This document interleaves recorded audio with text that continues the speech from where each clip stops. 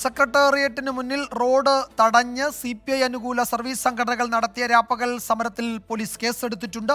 കണ്ടാൽ അറിയാവുന്ന 150 പേർക്കെതിരെയാണ് cantonment police കേസെടുത്തത്. AV ജയശങ്കർ വിവരങ്ങൾ നൽകും തിരുവനന്തപുരത്ത് നിന്ന്. ജയശങ്കർ, ഇക്കാര്യത്തിൽ ഇനിയും കേസെടുക്കാതിരിക്കാൻ കഴിയില്ല പോലീസിന്. ഹൈക്കോടതി ഇന്നലെ വളരെ കടുത്ത ഭാഷയിലാണ് വിമർശിച്ചത്. അത് വഞ്ചൂരിലെ സമ്മേളനം മാത്രമല്ല, പനമ്പള്ളി നഗറിലെ CPM-ന്റെ സമ്മേളനം, കോർപ്പറേഷൻ ഓഫീസിന് മുന്നിൽ കൊച്ചിയിൽ കോൺഗ്രസ് നടത്തിയ പരിപാടിയൊക്കെ കോടതി ചൂണ്ടിക്കാട്ടിയിട്ടുണ്ട്. അപ്പോൾ ഈ പശ്ചാത്തലത്തിൽ ഇനി കേസെടുക്കാതെ തരമില്ല പോലീസിന്, അല്ലേ?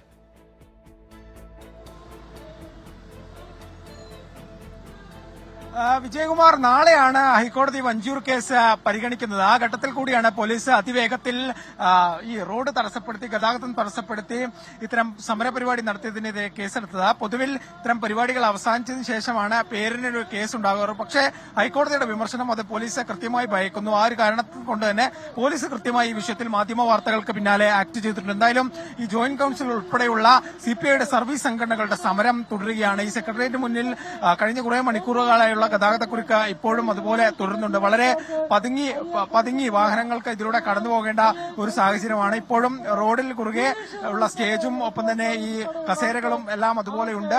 ആളുകളെ സംബന്ധിച്ച് അവർക്ക് വളരെ പതുക്കെ മാത്രമാണ് ഇതിന് മുന്നിലൂടെ പോകാൻ സാധിക്കുന്നത്. കോടതി പോലീസ് കേസെടുത്തെങ്കിലും ആ റോഡ് ഗതാഗതം സുഗമമാക്കാൻ നടപടി എടുത്തിട്ടില്ല, അല്ലേ? ഈ സമ്മേളനം നടത്തുന്നവരോട് റോഡിൽ നിന്ന് കസേരകൾ മാറ്റി ഫുട്പാത്തിലേക്കോ, അല്ലെങ്കിൽ ഫുട്പാത്തിലും സമരം നടത്താൻ ഈ അനുവാദമില്ല. നമ്മൾ ഈ പാതയോര പൊതുയോഗ നിരോധന നിയമം ഹൈക്കോടതിയുടെ ഉത്തരവുള്ള ഒരു സംസ്ഥാനമാണ്. അപ്പോൾ അതിലൊരു ക്രമീകരണം ഏർപ്പെടുത്തിയിട്ടില്ല, കേസെടുത്തു എന്നേ ഉള്ളൂ, അല്ലേ?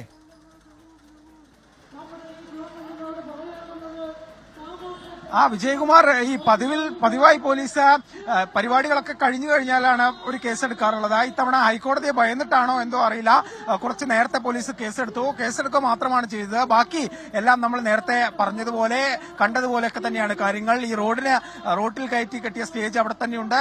ഈ നടപ്പാതയിൽ ഇട്ട കസേരകൾ അവിടെ തന്നെയുണ്ട്. ഈ സമരത്തിനെത്തിയ ജീവനക്കാർ അവരും അവിടെ തന്നെയുണ്ട്.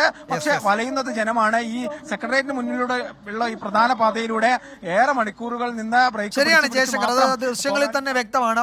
ഏറെ ഗതാഗതമുള്ള ഒരു റോഡാണ് അത്. അതിൻ്റെ ഒരു ഭാഗം പ്രതിഷേധക്കാർ കൈയേറിയിട്ടുണ്ട്. സമരം നടത്തുന്ന അല്ലെങ്കിൽ ഏതെങ്കിലും വിഷയത്തിൽ പ്രതിഷേധിക്കുന്നവരാണ്. റോഡിൻ്റെ കുറച്ചു ഭാഗം കൂടി കൈയേറിയാണ് പ്രതിഷേധം നടക്കുന്നത്. പോലീസ് കേസെടുത്തു എന്നേ ഉള്ളൂ, അവിടെ റോഡ് ഗതാഗതം സുഗമമാക്കിയിട്ടില്ല.